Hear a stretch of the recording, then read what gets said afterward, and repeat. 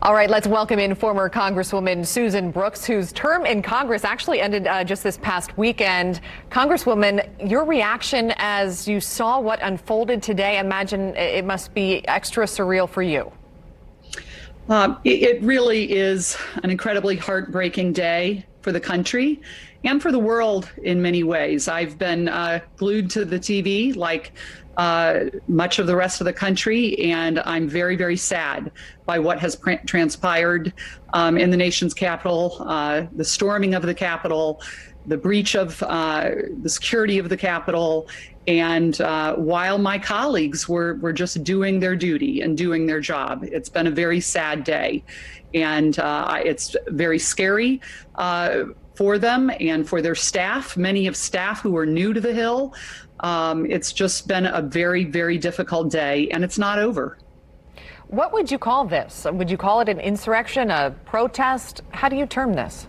Well, I think it's more than a protest. I mean, when the mob, it may have started as a protest, and I certainly respect people's right to protest as long as you're protesting peacefully. But when the violence began and when they disregard the Capitol Police and other law enforcement who were there, DC police, and they storm the United States Capitol, that becomes a mob, and that does become insurrection. So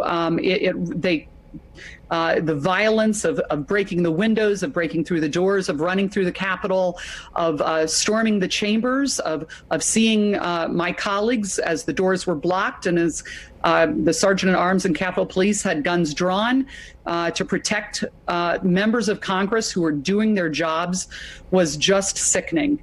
It was really terrifying. And I could see the fear in my colleagues' eyes from what I saw on television. I've only texted with them.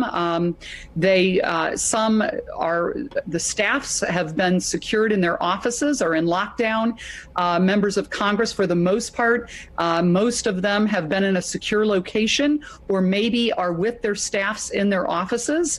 It's my understanding that Capitol Police and law enforcement will be sweeping the Capitol to try and remove any and all of the rioters and the mobsters who are there. And that is really, this was a criminal act in my view. Once they stormed the Capitol to protest outside the Capitol, we're very used to that. We're very used to people protesting outside the Capitol. That is their First Amendment right. But when they breached the Capitol and the fencing around the Capitol and stormed into the Capitol, in my view, they committed criminal acts and they should be prosecuted. I want to ask you, some members of the Republican Party, including the president, of course, have had fiery rhetoric about stolen elections and fraud. Do you believe they share responsibility for today?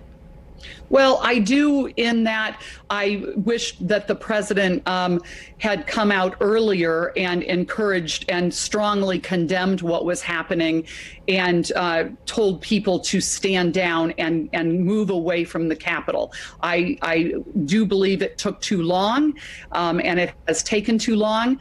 I do believe that is certainly why the people were there. And again, they have the right to be there to protest. We are absolutely accustomed to protesting and disputing even the election. But to then go further and to commit the acts of violence that I saw on television, I think truly crossed the line and was not what our founders intended. And it's not what I don't believe it's what the president would have wanted, or that any members who were even objecting to the Electoral College results certainly would condone. And in fact, even those who are contesting the election, I have watched their tweets, and they are certainly condemning these actions. Susan Brooks, as always, thank you for your insight and thank you for your time.